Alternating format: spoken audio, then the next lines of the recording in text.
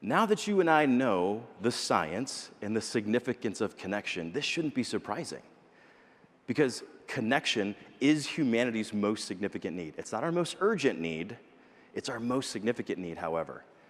And so, of course, if our most significant need is being met at the place where we're spending most of our waking hours, of course we're going to want other people to join that party. Of course we're not going to mail it in and we're going to be super engaged and we're not going to quiet quit and we're not going to be burned out and we're not going to leave because we're fully engaged. And this is the place we want to be because our greatest, most significant need is being met. The other thing, I want to share this research because it's really super important, and I think it's fascinating too, is when we choose to connect, our resilience goes up. So research was done recently where they took two groups. So group A was asked to assess the steepness of a hill, and so that's what they did. And then they took group B, and they were to do the exact same thing, except they were to evaluate the steepness of the hill, but there was one other person that would stand right next to him. So there was two of them that were under the impression they were going to be tackling that hill together, and they had to assess the steepness of the hill. When there was just one other person standing next to you, they actually perceived the hill to be less threatening, to be less steep. In fact, there was a 30% reduction in the perceived steepness of that hill, just with one other person standing next to you. So the question that you and I have to wrestle with is, what is 30% steeper for you or your teams due to isolation? Because we're stronger together, we're better together, and we are more resilient together. So hopefully, I'm making a compelling case to where the following statement is true for you, that connection is now the most valuable workplace currency. And I hope we will double down on it. So the question now that rings in your head is, well, what do we do? Oh, this is interesting, but what do we do, Ryan? Well, in two simple words, it's be connectable. So connectable simply means to link together. And think of connectable, much like if you're teachable, you're ready and willing to be taught. Connectable means you're ready and willing to be connected. So when you came through these doors this morning, were you connectable? Right? Did you have a connectable attitude? Did you have connectable body language? Did you have a connectable spirit? We've got to be tuned into this, knowing that this should be at the forefront of our minds and our personal lives and our professional lives as well. All right, so the final question we're going to ask is, what's obstructing our connectability? And I'm going to give you the top two things, according to our research, that people told us. This is what gets in the way of our connection with others at work. So to tee off our first connection obstruction, I'm going to tell you a personal story, if you'll allow me. I would love to introduce you to my wonderful family, so here they are. That's my wife, Ashley. That's our daughter, Ella. She's had a little bit too much ice cream in this picture. She's totally jacked. I've got our middle son, Landon, there, and our youngest son, Meyer. They're a little bit older than this now, but at the time of this picture, Meyer was about to turn 1, so we were going to throw him this huge birthday party. As one does here in the United States, we go all out for our 1-year-olds. I'm not sure why we do this, because they're not going to remember it. I guess it's for the parents, right? It's for the parents. It's for the gram, yeah. So he was going to have a big birthday party, so we were feverishly preparing all the dishes and meals before all of our family and friends were coming over to our house in Atlanta. And we invited over our college-age friend, Cassidy, to help us prepare some of the dishes. So Cassidy came over, and my wife turned to her and handed her a can of olives and said, hey, can you put this some of these olives on this dish? She said, sure thing. And then my wife and I turned, and we began preparing some other dishes. A few moments went by, and I noticed that nothing was happening with that can of olives. So I investigated a little bit, and it turns out Cassidy was on her phone. I thought, oh my gosh, she just got here. Like, I'm gonna have to nudge her into some action. You know, we're on a strict timetable here. And so I investigated a little bit further, and turned out she wasn't distracted. She was actually being extraordinarily resourceful because she was on her phone watching a video on how to use a manual can opener. She'd never used one of those things before.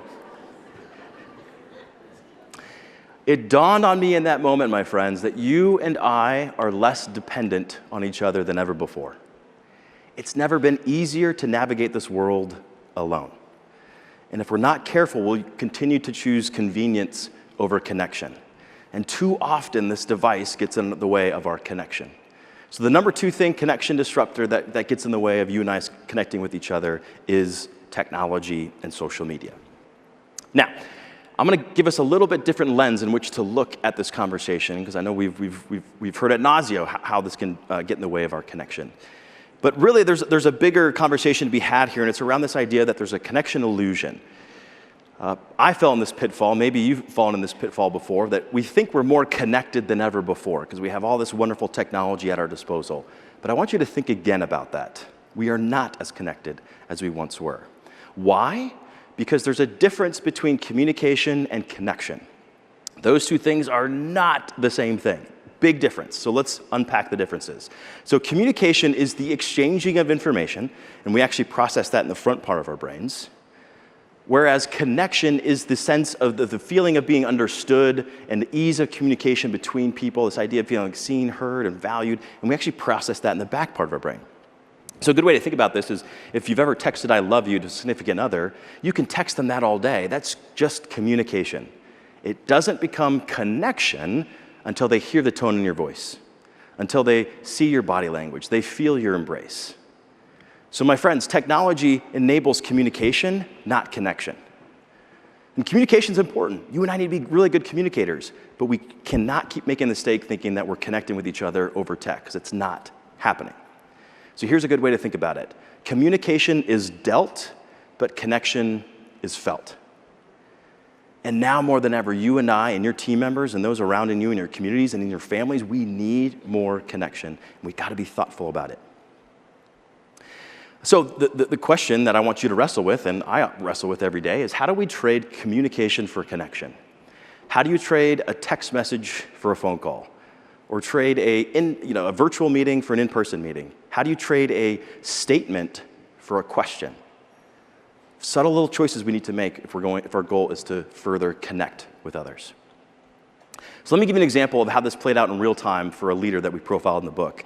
So this leader became the CEO of a 1,000-person company right in the middle of the pandemic. So as you can imagine, anxiety was high, and she was about to host her first all-hands company-wide virtual meeting. So everyone's on Zoom, and there she was presenting the state of the business and the state of the industry, and she was obviously a little nervous, but she got through it, and as she was verbally passing over the meeting to her executive team, it dawned on her in that minute. She thought, I have been communicating, but I haven't yet connected with my team. So she did something in the moment that was brilliant, a little risky, but it was brilliant and it paid off for her.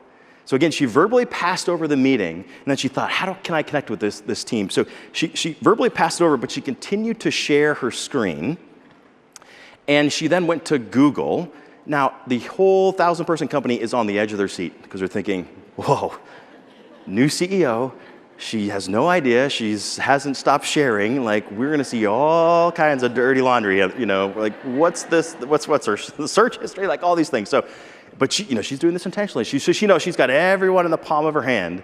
She goes to Google and she simply searches the following term: how to CEO good. It was so subtle, but the whole group erupted. And she said she got flooded with emails following that meeting saying, thank you for being vulnerable, thank you for being relatable. Someone even told her they'd never seen so many smiles on the Zoom meeting before. And it was simple. And another point of this story is that connection takes a lot less effort than you think. In fact, according to research, it takes as little as 40 seconds.